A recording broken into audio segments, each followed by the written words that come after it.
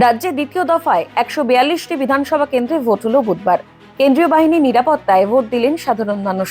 মুখ্যমন্ত্রী মমতা বন্দ্যোপাধ্যায় থেকে অভিষেক বন্দ্যোপাধ্যায় সহ একাধিক হাই প্রোফাইল প্রার্থী নিজের কেন্দ্রে ভোট দিলেন।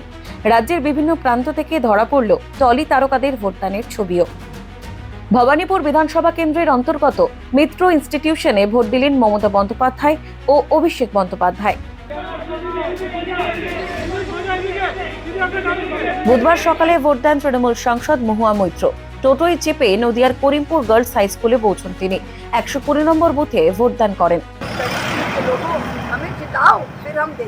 तो हम कहते हैं कि अगर ममता बनर्जी सबको बोलती ना कि हमें जिताओ फिर हम लक्ष्मी भंडार देते, तो यहाँ पे जो 2.5 करोड़ महिलाओं को लक्ष्मी भंडार मिलते हैं, सबको मिलते हैं।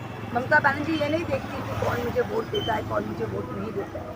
মানিকতলায় ভবতারণ সরকার বিদ্যালয়ে মা সুপ্তি পান্ডেকে সঙ্গে নিয়ে ভোট দেন মানিকতলা তৃণমূল প্রার্থী শ্রেয়া পান্ডে। এবার নজর রাখা যাক টলিপাড়ার তারকাদের দিকে। স্ত্রী শুভশ্রী গঙ্গোপাধ্যায়কে সঙ্গে নিয়ে ভোট কেন্দ্রে পৌঁছন রাজ চক্রবর্তী। চলতি নির্বাচনে ব্যারাকপুর বিধানসভা তৃণমূল কংগ্রেসের প্রার্থী রাজ। রাজের মনটা কি ব্যারাকপুরে পড়ে আছে এখন? অবশ্যই শুরু হয়ে গেছে, সকাল 5টা থেকে শুরু হয়ে গেছে আমার সমস্ত প্রিপারেশন।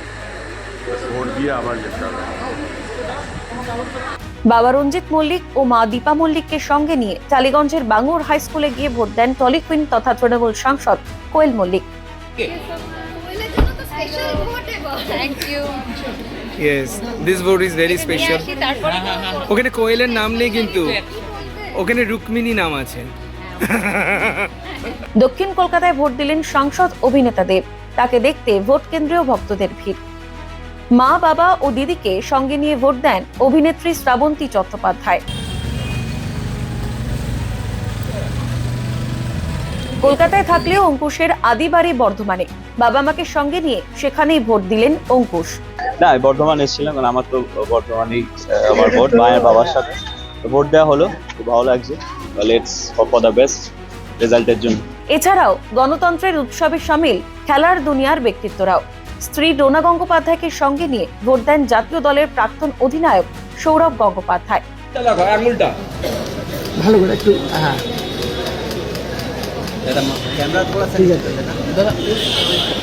ভোট দিলেন কিংবদন্তি মহিলা ক্রিকেটার ঝুলন গোস্বামী, প্রাক্তন ক্রিকেটার লক্ষ্মীরতন শুক্লাও।